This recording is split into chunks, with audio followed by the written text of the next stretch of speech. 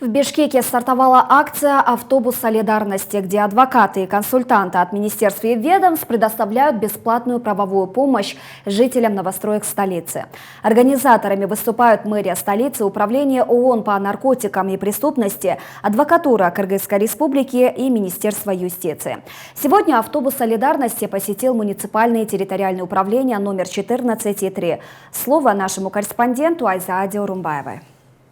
Имущественные споры, оформление пособий, устройство детей в детские сады и школы – все эти вопросы у взрослого слоя населения, как правило, вызывают головную боль. Ведь чаще всего мы устаем, ожидая своей очереди или от того, что в очередной раз обратились не к тем специалистам. Именно поэтому сегодня в столице стартовала акция «Автобус солидарности», в рамках которой дипломированные специалисты в жилмассивах города оказали бесплатную консультационную помощь.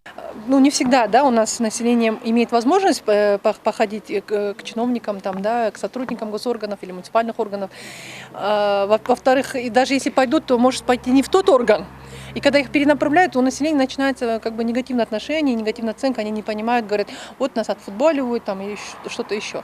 Поэтому, чтобы такого не было, в рамках сотрудничества мэрии, адвокатуры, Центра по гарантированной государственной юридической помощи при Министерстве юстиции, государственной регистрационной службы, мы решили провести такую кампанию. Во-первых, чтобы специалисты, которые нужны для людей, приехали на местах, оказали консультацию. Во-вторых, чтобы они между собой тоже скоординировались. К слову, организация бесплатных юридических консультаций является инструментом реализации статьи 40 Конституции Кыргызской республики, гарантирующей каждому гражданину право на получение квалифицированной юридической помощи, в том числе и за счет государства. Несмотря на будний день, участников акции достаточно много, и Садырбек Амурзаков смог получить ответ на свои вопросы.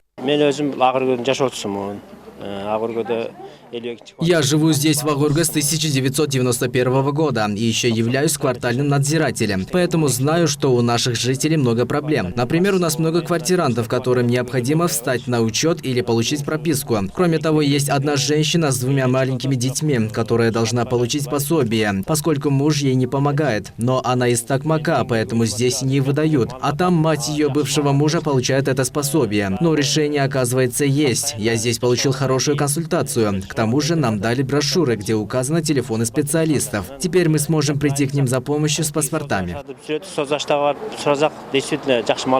Предварительно экспертами проекта был проведен анализ наиболее часто нарушаемых прав граждан в новостройках. В результате 77% опрошенных признались, что их права в той или иной степени нарушались за последний год. Данная инициатива является частью проекта продвижения социального и гендерного равенства для предупреждения конфликтов в новостройках.